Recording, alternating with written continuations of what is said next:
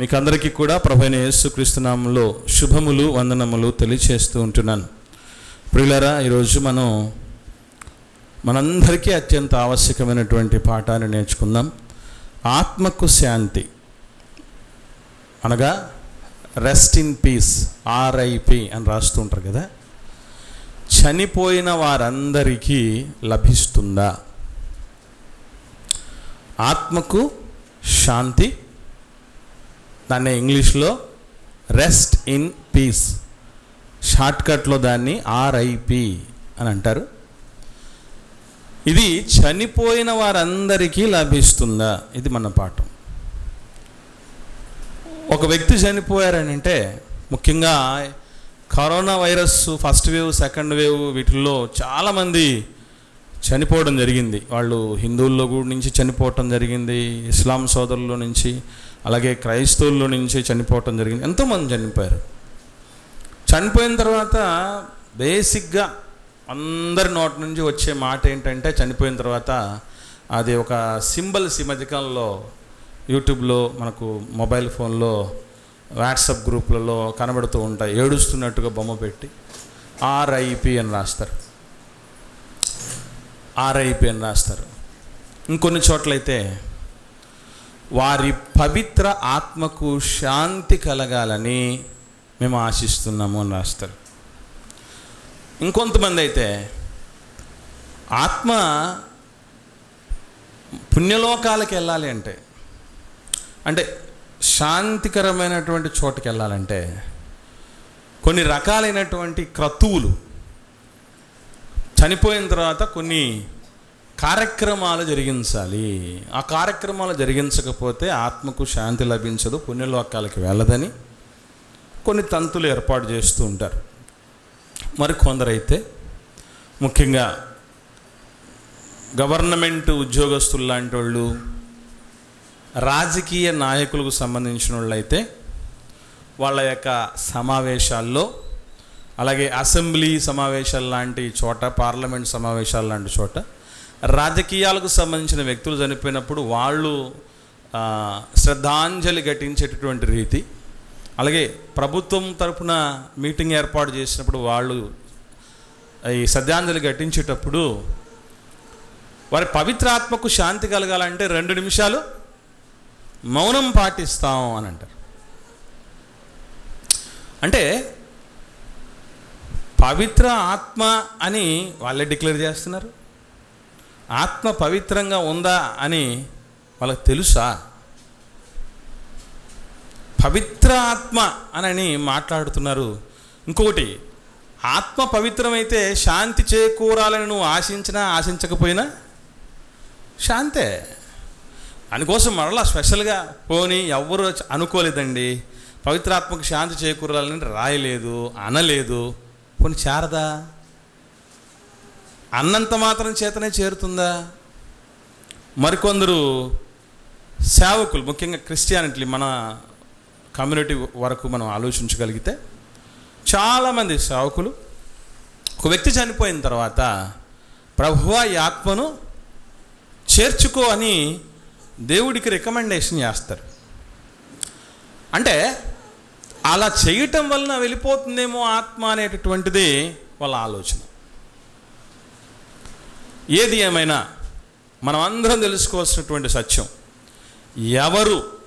ఎవరి ఆత్మకు శాంతి కలుగుతుంది, ఎవరికి రెస్ట్ ఇన్ పీస్ లభిస్తుంది, ఆత్మకు శాంతి చేకూరుతుంది అనేటటువంటి విషయం ఎవరికి వస్తుంది అని ఆలోచించగలిగితే, చచ్చిపోయిన ప్రతి ఒక్కరూ కూడా స్వర్గానికి వెళ్ళరు. ఈవెన్ సమాధుల మీద కూడా ఏమని రాసి ఉంటారు చెప్పండి? ఇప్పుడు హిందూ సోదరులు చనిపోయారు అనుకోండి, వాళ్ళ సమాధుల తోటలో చూడండి, ఏమని రాసి ఉంటారు? పలానా రోజు, పలానా నెల, పలానా సంవత్సరం స్వర్గస్థులైరి, వీళ్ళందరూ కళ్ళారా సూచిరి కదా. మరి మన సమాధులు ఎలా ఉంటాయి? క్రైస్తవుల సమాధులు, నేనే పోయాను అనుకోండి, బేసిక్గా ఏం రాయిస్తారు? మీరు రాయించడానికి ఏం రాయిస్తారు? అదిగో బ్రదర్ చెప్తున్నారు, చంద్ర బ్రదర్. ఏం రాయిస్తారు బ్రదర్? మంచి పోరాటం పోరాడి తిని నా పరుగు కడముట్టించి తిని ఇక మీదట నా కొరకు జీవ కిరీటం ఉంచబడి ఉన్నది అని రాస్తారు కొందరు. తర్వాత ఇంకొకరైతే ప్రభునందు మృతునందు మృతులు ధన్యులు. వీళ్ళు ప్రభునందు ఉన్నారా? కరెక్ట్గా అయ్యగారు లేదా అమ్మగారు చర్చికి రావాలంటే ఖచ్చితంగా క్రిస్మస్ అన్న ఉండాలి, గుడ్ ఫ్రైడే అన్న ఉండాలి, ఈస్టర్ అన్న ఉండాలి. ఈ పండుగలు తప్ప మిగతా రోజుల్లో అసలు కనపడరు.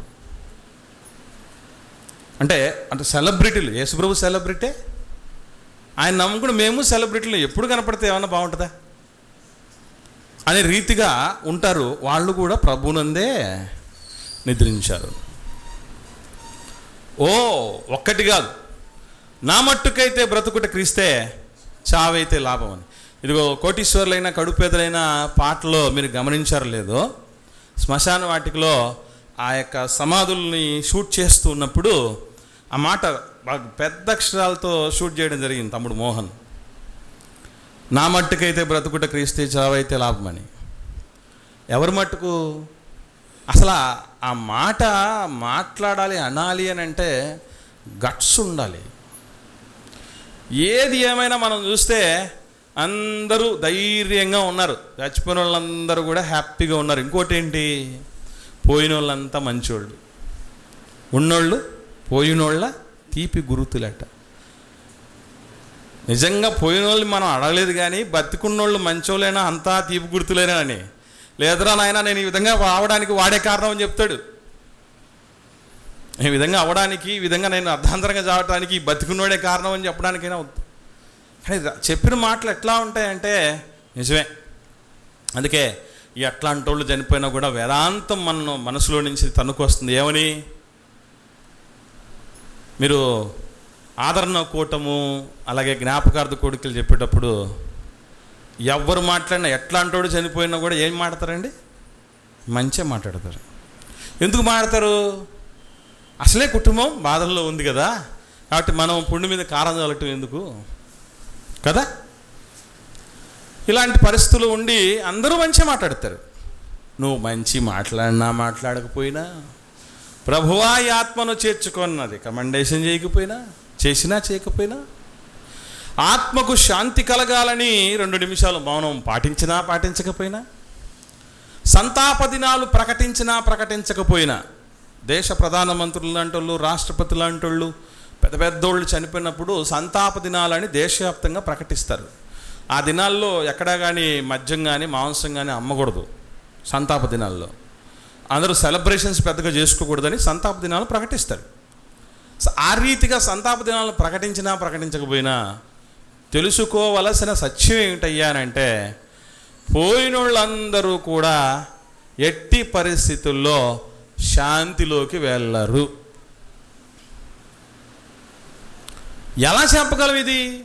మాలాగే మీరు కూడా చూడలేదు కదా, మీకెట్ట తెలుసు అని మీరు అంటారేమో. నేను అనటం కాదు, ఒకసారి చూద్దాం. లూకాసు వార్త 16వ అధ్యాయం. లూకాసు వార్త 16వ అధ్యాయం చూద్దాం మనం. ఇందులో మనకు తెలుసు ధనవంతుడు లాజరు అనేటటువంటి సందర్భం మనకు కనబడుతుంది. ఇప్పుడు చనిపోయిన వ్యక్తి అందరికంటే ముందు, అంటే ధనవంతుడి కంటే ముందు చనిపోయిన వ్యక్తి ఎవరు? లాజరు. చనిపోయినవాడు ఎక్కడ పోయాడట? ఏమండి? 22వ వచనంలో, ఆ దరిద్రుడు చనిపోయి దేవదూతల చేత అబ్రహాము రొమ్మున ఆనుకుంట కొనుపబడును. అసలు అబ్రహాము రొమ్ము అంటే నిజంగానండి ఆయన ఎద, నన్ను అడిగితే విశ్వాసులందరి ఎద కంటే చాలా నెమ్మది కలిగిన ఎద. అది నెమ్మదుల పొద. ఎందుకనంటే ఆయన గురించి మాట్లాడుతూ, ఇప్పుడైతే అంటే లాజర్ గారి గురించి మాట్లాడుతూ అబ్రహాం గారు 25వ వచనంలో ఏమన్నాడు?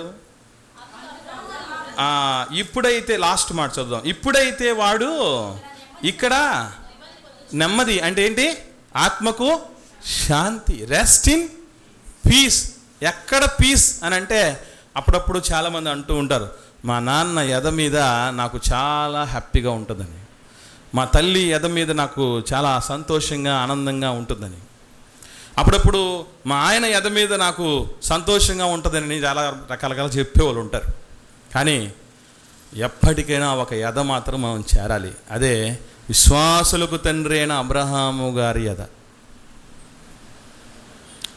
అక్కడ నెమ్మది ఉందట. మరి ఇంకొక ఆయన కూడా చచ్చిపోయాడు. ఎవరైనా? ధనవంతుడు. ధనవంతుడు ఎక్కడ పోయాడు? పాతాళములో యాతన పడుచున్నాడు. అగ్నిజ్వాలలు ఉన్నాయట, నీటి చుక్క కూడా దొరకలేదట.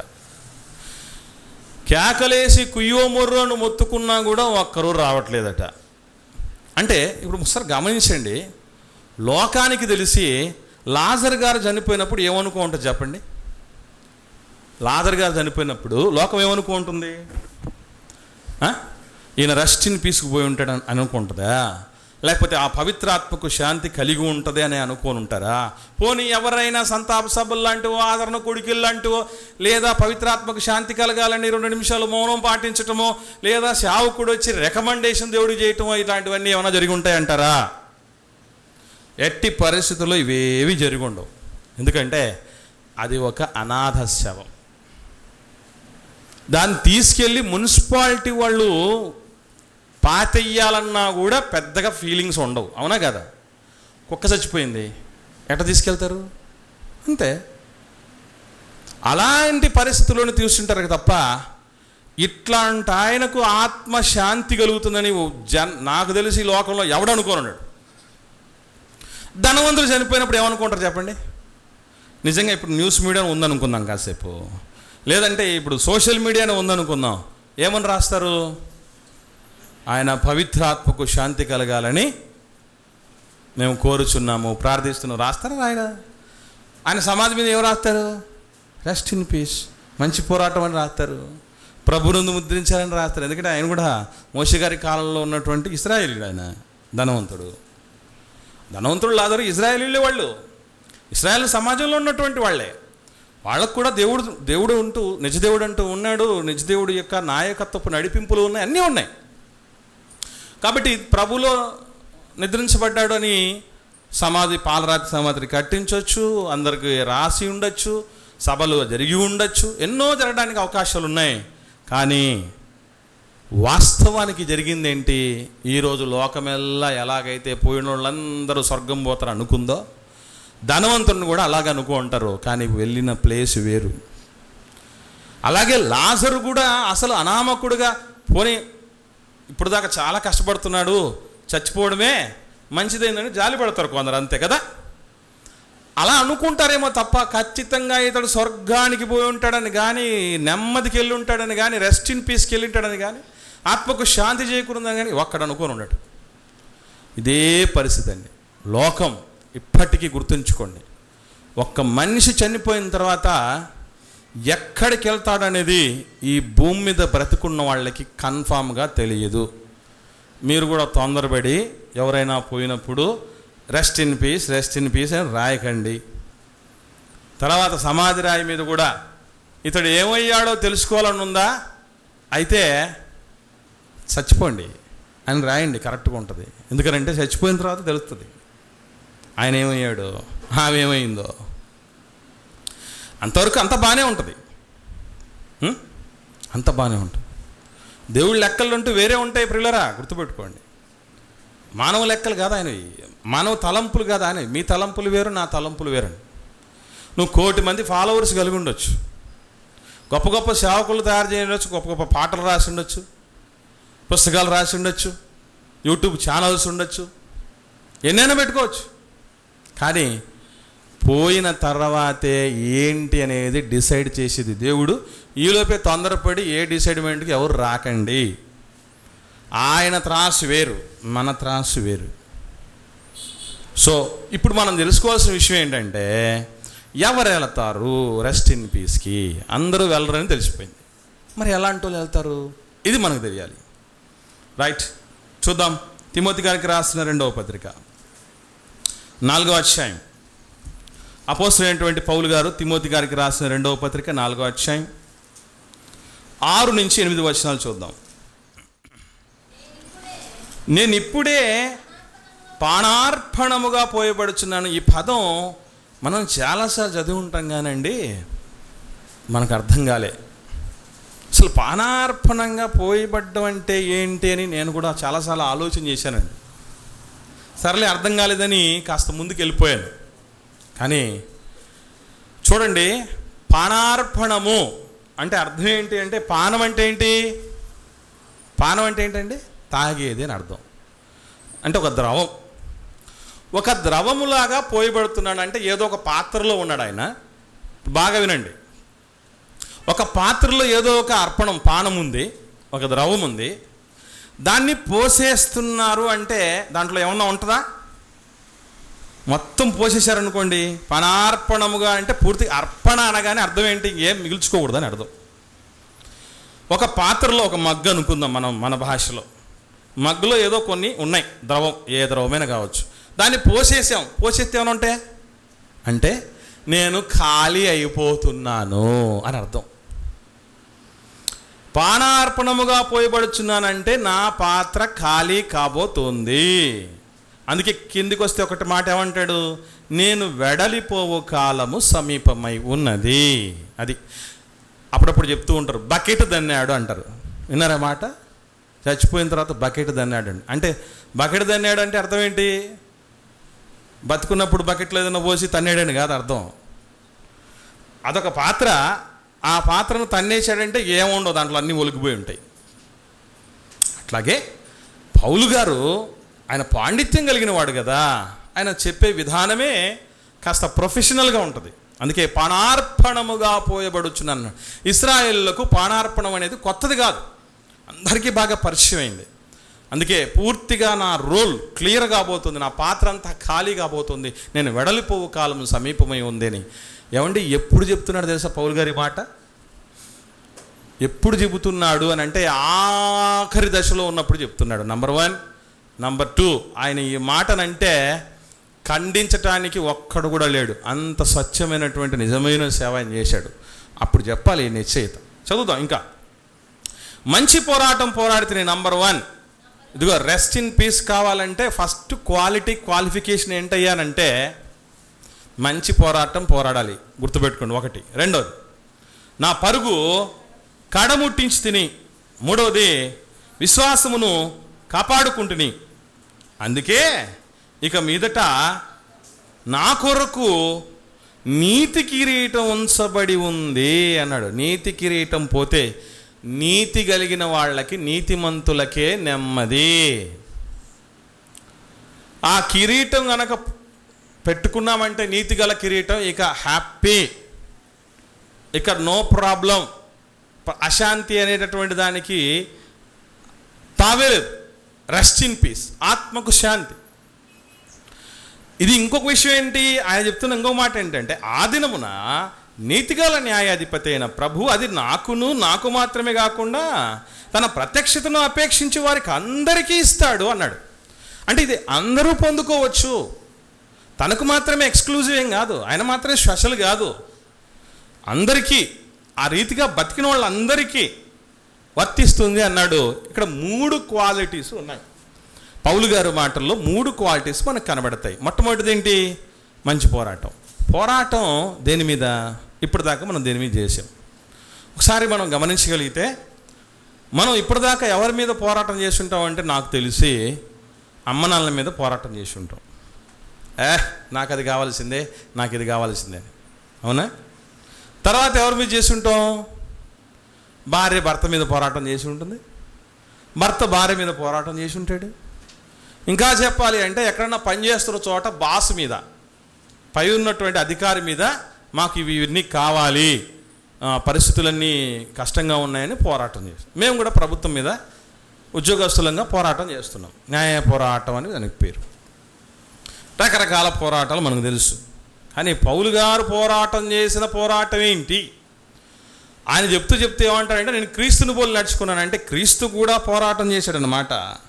క్రీస్తు కూడా పరుగు కడుముట్టించాడు, క్రీస్తు కూడా విశ్వాసం కాపాడుకున్నాడు. ఆయనను పోలి పౌలు గారు జీవిస్తున్నాడు. ఇప్పుడు యేసు ప్రభు దేని మీద పోరాటం చేశాడంటే, అసలు ఆయన పోరాటమే సపరేట్ అండి.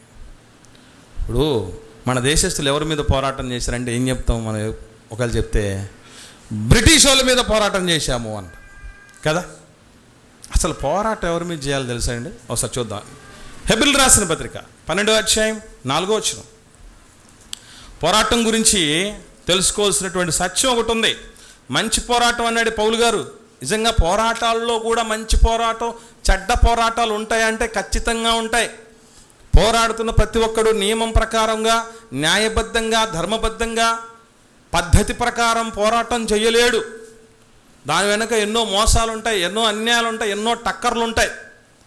అందుకే చెప్తున్నాడు మంచి పోరాటం అన్నాడు అంటే పోరాటము ఒక క్వాలిటీదే ఉండాలి, ఒక మంచితనం కలిగిందై ఉండాలి, ఒక విశేషమైనటువంటి పోరాటం ఉండాలి. ఏమిటా మంచి పోరాటం అంటే, ఇదిగో 12వ అధ్యాయం హెబ్రీయులకు రాసిన పత్రిక 4వ వచనంలో, మీరు పాపముతో పోరాడుటలో రక్తము కారునంతగా ఇక దానిని ఎదిరించలేదు. పాపంతో పోరాడేటప్పుడు రక్తమైనా గారచ్చు, కానీ పాపం మన మీద గెలవకూడదు అని పోరాటం చేయాలటండి. ఇప్పుడు రక్తం చిందించైనా కాపాడుకోవాలి స్వాతంత్రం అంటే, స్వాతంత్ర విలువ ఇంక మనకు అర్థమైంది. అట్లాగే అన్నిటికంటే స్వాతంత్రం కంటే గొప్పది ఏంటంటే పాపానికి లొంగిపోకుండా ఉండటం. దాంతో పోరాటం చేస్తే తప్ప దాన్ని మనం గెలవలేం. ఏమంటే లోకంలో ఉన్న వాళ్ళందరికీ పాపం అంటే, పాపం మీద పోరాటం తెలుసా, పాపం అంటే ఆరాటం తెలుసా? చెప్పండి, ఏది తెలుసా అండి మనకి? అదంటే ఆరాటమే తెలుసు మనకి. 10 మందికి, నలుగురికి తెలిసి ఒక పాపం చేసినట్టు పరిస్థితులు ఉంటాయి, నలుగురికి తెలియకుండా చేసిన పాపాలు ఉంటాయి. కాబట్టి పాపం మీద పోరాటం చేసే క్రమంలో రక్తం గారనంతగా ఎదిరించగలిగినటువంటి పరిస్థితి మనకు ఉండాలి. అది ప్రపంచంలో అసలు సిసలు పోరాటం అంటే.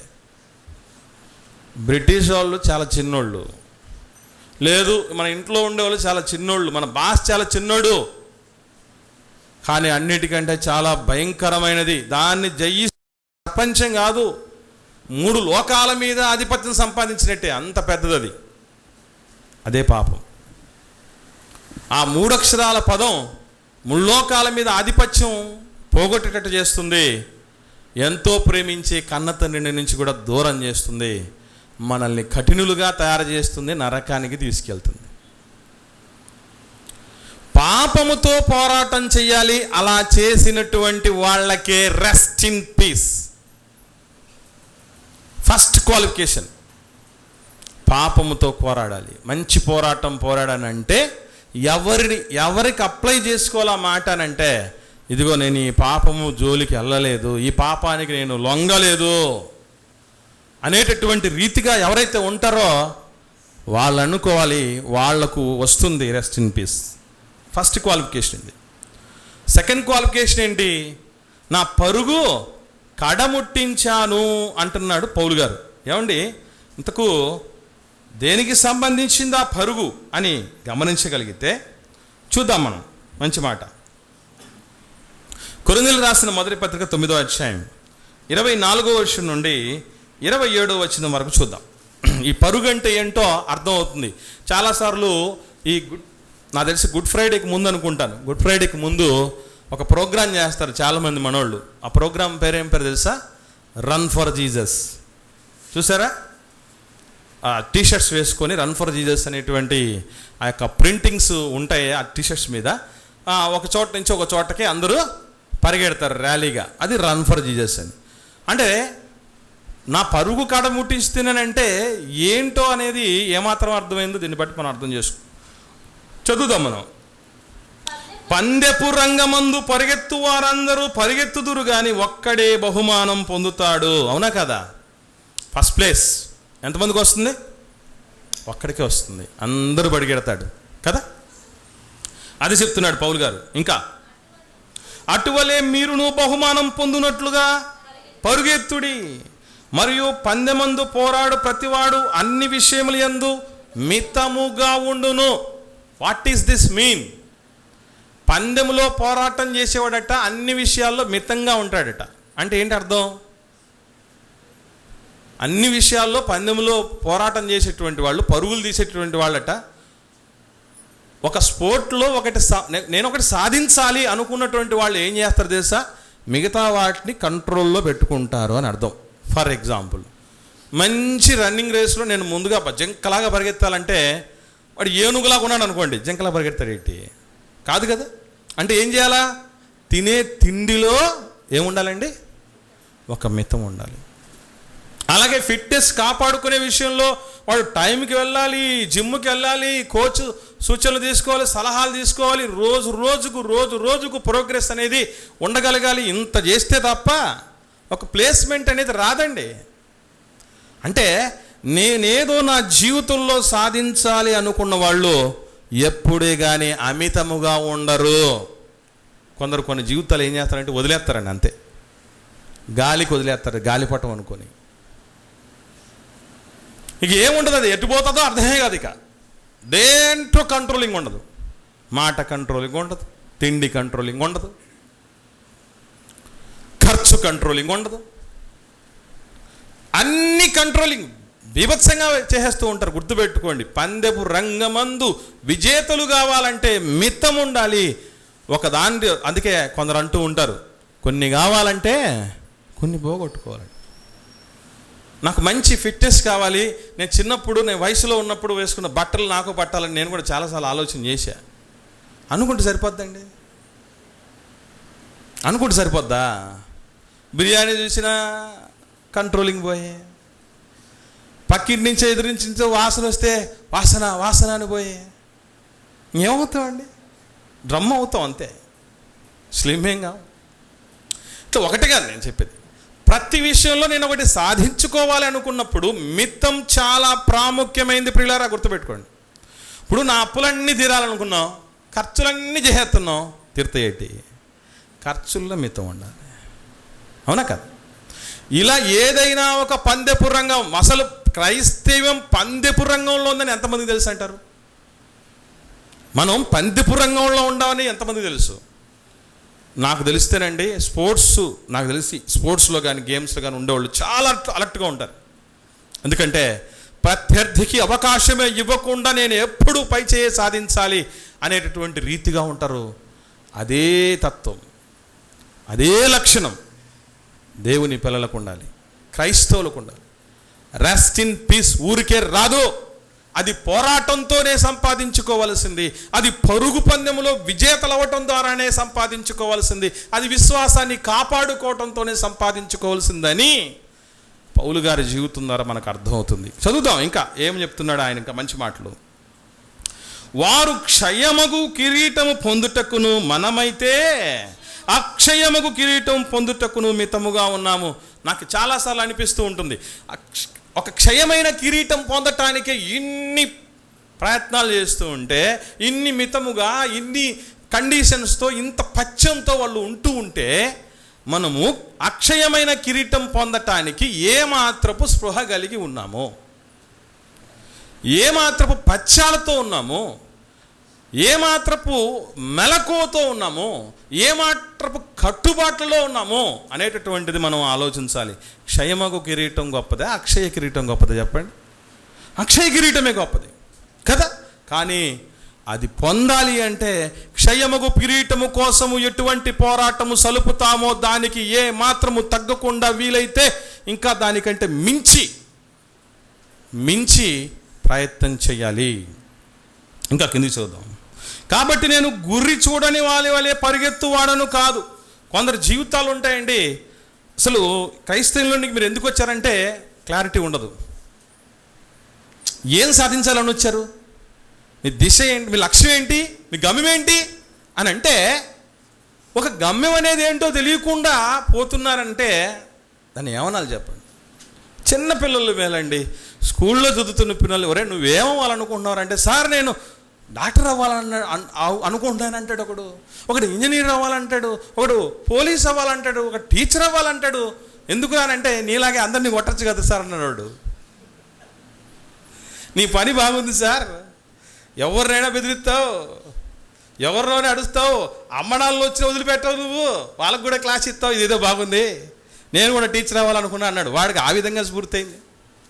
అంటే స్కూల్లో చదువుతున్న చిన్న పిల్లలకు కూడా ఒక లక్ష్యం అంటూ ఉంది. ఈరోజు మనకున్న లక్ష్యం ఏంటి? క్రైస్తవులంగా, దేవుని పిల్లలుగా మనకంటూ ఉన్న లక్ష్యం ఏంటి? క్రైస్తవ ప్రపంచంలో నేను ఒక మంచి సింగర్ అవ్వాలని లక్ష్యం, మంచిది. క్రైస్తవ ప్రపంచంలో నేను ఒక మంచి సేవకుని అవ్వాలి, ఇన్ని ఆత్మలను రక్షించాలి, ఇన్ని ఆత్మలను నేను సేవకులుగా తయారు చేయాలి, మంచిది. టార్గెట్ అంటూ ఒకటి ఉంది. చర్చికి నాదంటూ ఒక పాత్రలో ఉండాలి, నన్ను కాకుండా నన్ను పక్కన పెడితే లోటు కనబడాలి చర్చికి, అదొక టార్గెట్, మంచిది. ఇప్పుడు ఏ టార్గెట్ లేకుండా బతుకుతున్నటువంటి పరిస్థితి ఉంటే ఏమవుతుందో చెప్పండి. అందుకే చెప్తున్నాడు, గురి చూడని వాడి వల్ల నేను పరిగెత్తడం లేదు, నాకంటూ గురి ఉంది. ఏమిటా గురి అని అంటే 27వ వచనంలో, గాలిని కొట్టినట్టు నేను పోట్లాడట్లేదు. పోట్లాడడం పరుగు రెండు ఒకటేనండి. అందుకే చెప్తున్నాడు, పైన పరుగు అన్నాడు, కింద పోరాటం అన్నాడు. మంచి పోరాటం అని పైన కిందకు వచ్చే పరుగు అన్నాడు. ఈ రెండింటికి దగ్గర సంబంధం ఉంది ప్రియులరా. పాపము నుంచి పరుగు తీయాలి. కొన్ని సందర్భాల్లో పాపముతో పోరాటం చేయాలి, కొన్ని సందర్భాల్లో పాపము నుంచి దూరంగా పరిగెత్తాలి. చూద్దాం, నువ్వు అనుకోకూడదు అక్కడ. ఇప్పుడు యోసేపు గారు పరుగు తీశాడా? ఏం చేశాడు? వస్త్రం పోతే తిరిగి వస్తుంది, కానీ బ్రతుకు చెడిపోకూడదు, జీవితం నాశనం కాకూడదు. ఉన్నది ఒకటే జిందగీ, జీవితం ఒకటే ఉంది, దీన్ని మాత్రం నేను కాపాడుకోకపోతే ఎలా అని ఆ యవ్వన హృదయంలో తపన కలిగింది. అందుకే ఆయన అందలంలో ఉన్నాడు. అందరికీ ఎత్తనంత స్థితిలో దొరకనంత స్థితిలో ఉన్నాడు ఆయన. ఏమండి? అందుకే గాలిని కొట్టినట్టు నేను పోట్లాడట్లేదు, కానీ ఒకవేళ ఇతరులకు ప్రకటించిన తర్వాత నేనే భ్రష్టుడనైపోదునేమో అని నా శరీరమును నెలగొట్టుకొని దాన్ని లోపరుచుకొనుచున్నాను. ఇది పరుగంటే. టీషర్ట్లు వేసుకొని రోడ్ల మీద పరిగెత్తడం కాదు, రన్ ఫర్ జీసస్ అని. ఏం చేయాలి? పరుగులో ఉన్నామా, మనం ఎక్కడున్నాం అని తెలుసుకోవాలంటే దేహం విషయంలో ముందు చేసుకోవాల్సిన విషయం ఏంటంటే, ఇది సువార్తకు అనుకూలంగా మారాలి. మన దేహాలు ఇప్పటిదాకా వాతావరణానికి అనుకూలంగా మారాయి తప్ప దేవుడు కోరుకున్న వాతావరణానికి అనుకూలంగా లేవు, సేవా వాతావరణానికి. అదొక టాస్క్ అయితే, రెండవది ఉంది. అదేంటి? అతిపెద్దది. ప్రకటించిన తర్వాత భ్రష్టుడైపోతానేమనని. ఏ సేవకులైనా మీరు ఇటువంటి లక్షణాలు చూశాడా? నేను ప్రకటించిన తర్వాత కూడా భ్రష్టుని అయిపోతామని నాకు భయం ఉంది, అందుకే నేను కంట్రోల్ చేసుకుంటూ ఉన్నాను, దేహాన్ని నలగొట్టుకుని లోపరుచుకుంటున్నానని చెప్పిన సేవకుల్ని మీరు ఎంతమంది చూసుంటారు? మహా అంటే చెప్పండి. పైపెచ్చు ఒక సేవకుడు ఏమైనా ఇట్లా చెప్పాడు అనుకోండి, మీకు ఏమనిపిస్తుంది? చాలామందికి అనిపించే విషయం ఏంటి తెలుసా? ఆయనకే లేదట గ్యారంటీ, ఆయనకే గ్యారంటీ లేదట, ఇంక మనకేం గ్యారంటీ ఇస్తాడు అని వాళ్ళు ఉన్నారు కదా. పౌలు గారు ఏమంటున్నారంటే, నేను ప్రకటించిన తర్వాత భ్రష్టుని అయిపోతానేమో అనుకున్నానంటే, ప్రకటించటం కంటే గొప్పది భ్రష్టత్వం సంభవించకుండా ఉండటం. ఎందుకంటే మనం ఒక సేవకుడు ప్రకటించిన తర్వాత, ఒక సేవకుడు పాట రాసిన తర్వాత, ఒక సేవకుడు పుస్తకం రాసిన తర్వాత, ఒక సేవకుడు కొన్ని సంఘాలను, కొన్ని ఆత్మలు రక్షించుకున్న తర్వాత, కొంత సేవ చేసిన తర్వాత, ఈ వచ్చినటువంటి ఈ ప్రజాబలము కావచ్చు, అభిమాన గళము కావచ్చు, దళము కావచ్చు, వీటన్నిటిలో ఆయన పొంగిపోయి పొయ్యిలో పడడానికి ఎన్నో అవకాశాలు ఉన్నాయి. భ్రష్టత్వం సంభవిస్తుంది. నేను ఎన్నో అసలు పౌలు గారు అతిశయించాలనుకుంటే ఎన్నున్నాయండి ఆయనకి? ఎన్నున్నాయి? కోట్ల మంది జీవితాలని ఒక కుదుపు గురి చేశాడండి ఆయన. వచ్చింది అందరికంటే లాస్ట్, చేసింది అందరికంటే ఎక్కువ పని. అపోస్తలులు అందరికంటే చివరి వచ్చాడు, చిన్నోడు. అసలు పౌలు అన్న పదానికి తెలుగులో, అచ్చ తెలుగులో అర్థం ఏంటి తెలుసా అండి? చిన్నప్ప. మా అన్నయ్య ముందు పుట్టాడు, తర్వాత నేను పుట్టాను, మా అన్నయ్యకి పేరు పెద్దోడని పెట్టారు, నన్ను చిన్నోడు అంటున్నారు. చాలామంది పెద్దోళ్ళకి నా పేరు లాజరస్ నరసింహులు అని తెలియదండి, చిన్నోడని తెలుసు. అప్పుడప్పుడు పెద్దోళ్ళందరూ నన్ను అట్లా పిలుస్తూ ఉంటారు. అలా పిలుస్తున్నప్పుడల్లా నా చిన్ననాటి జ్ఞాపకాలు గుర్తుకొస్తూ ఉంటాయి. కాబట్టి పౌలు గారిని కూడా చిన్నప్ప అని ఎందుకు పేరు పెట్టాల్సి వచ్చిందంటే, అందరికంటే అపోస్తలు అందరికంటే చిన్నోడు, అందుకే చిన్నప్ప. బేసిక్గా ఆయన పేరు, వాస్తవమైన పేరేంటి? సౌలు. సౌలు తీసేసి పౌలు అని ఎందుకు పెట్టారంటే, పౌల్ మీన్స్ చిన్నప్ప. మీరు ఆర్సీఎం చర్చిలు ఎక్కడన్నా పోయినప్పుడు పునీత చిన్నప్ప గారి దేవాలయం అని ఉంటుంది, చూసారా? ఎవరి చిన్నప్ప అనుకుంటారేంటి? పౌలు గారి పేరు చిన్నప్ప. అంత చిన్నోడైనా కూడా ఎంత గొప్ప సేవలు చేశాడనంటే, దేవుడు కూడానండి ఆయన ఆయన దేహం దాకినటువంటి బట్టకు పవర్ ఇచ్చాడండి. ఎంత శక్తివంతుడండి నిజంగా. అంత సేవ చేసినటువంటి ఆయన ఏం చేస్తున్నాడంటే, పరుగంటే ఏంటయ్యా అంటే ప్రకటించటమే కాదు పాటించటం కూడా, అది పరుగంటే. అట్లాంటి వాళ్ళు ఎంతమంది ఉన్నారు? ఉంటే పరుగు కడముట్టించి తినని రాయండి. మూడవదిగా విశ్వాసము నేను కాపాడుకున్నాను అన్నాడు. ఏమంటే విశ్వాసాన్ని కాపాడుకోవాల్సిన ఆవశ్యకత ఉందంటారా? ఇప్పుడు పెద్దోళ్ళు ఎవరన్నా మాట్లాడేటప్పుడు మనతో ఏం చెప్తారండి? ఏం జాగ్రత్త అంటారు? అమ్మా ఆరోగ్యం జాగ్రత్త. పిల్లలకు పెద్దోళ్ళు చెప్పేటప్పుడు ఏం చెప్తారు? ఆరోగ్యం జాగ్రత్త బిడ్డ అంటారు. ఇంకొందరు ఏం చెప్తారు? భర్త బయటికి పోతున్నాడు, భార్యతో ఏం చెప్తాడు? పిల్లల జాగ్రత్త అంటాడు కదా. పిల్లల జాగ్రత్త, ఆరోగ్యం జాగ్రత్త, సంబంధాలు జాగ్రత్త, రోడ్డు మీదకి వెళ్ళేటప్పుడు, నడిచేటప్పుడు, ప్రయాణం చేసేటప్పుడు జాగ్రత్త, డ్రైవింగ్ చేసేటప్పుడు జాగ్రత్త, అన్నీ కాపాడుకో జాగ్రత్తగా కాపాడుకో అని చెప్తారు. దేవుడు చెప్పింది ఎవరు ఆలోచన చేయరండి. ఇంతకు కాపాడుకోవాలంటే దానికి వచ్చిన ముప్పు ఏమైనా ఉందా? అసలు కాపాడుకొని ఎప్పుడంటాం మనం? ముప్పు ఉంటే కదా. విశ్వాసానికి వచ్చిన ముప్పు ఏంటంటే, కాపాడుకోకపోతే అది కనుమరుగైపోతుంది. అందుకే విశ్వాసంలో ఎన్ని రకాలు ఉన్నాయో తెలుసా? అంతము వరకు సహించువాడే, అంటే అంతము వరకు విశ్వాసం కలిగిన వాడే రక్షించబడి అంటాడు. స్థిర విశ్వాసం అంటాడు, నిష్కపట విశ్వాసం అంటాడు, క్రియలతో కూడిన విశ్వాసం, అదే కార్యసాధకముకు విశ్వాసం అంటాడు. ఇన్నున్నాయా? అల్ప విశ్వాసం, అవిశ్వాసం, బలహీన విశ్వాసం, ఎన్ని విశ్వాసంలో స్థాయిలు ఎందుకు వచ్చాయి ఎట్లాగా అంటే ఉన్నాయి అలాంటివి. ఇంకొకటి, ఈ విశ్వాసానికి దేని వల్ల వస్తుందయ్యా ముప్పు అని అంటే, దానికి కూడా దేవుడు చెప్తున్నటువంటి మాట చూద్దాం. తిమోతి గారికి రాసిన మొదటి పత్రిక 6వ అధ్యాయంలో, తిమోతి గారికి రాసిన మొదటి పత్రిక 6వ అధ్యాయంలో 10వ వచనం చూద్దాం. 10వ వచనం, ఎందుకనగా ధనాపేక్ష సమస్తమైన కీడులకు మూలం, కొందరు దాన్ని ఆశించి విశ్వాసము నుండి తొలగిపోయి నానా బాధలతో తమ్మును తామే పొడుచుకుండ్రి. విశ్వాసం నుంచి తొలగిపోవడానికి కారణం చెప్పాడు, విశ్వాసం నుంచి తొలగిపోయిన తర్వాత జరిగేటటువంటి నష్టం చెప్పాడండి పౌలు గారు ఈ మాటల్లో. మొట్టమొదటిసారిగా విశ్వాసానికి ముప్పు ఎప్పుడు వస్తుంది తెలుసా?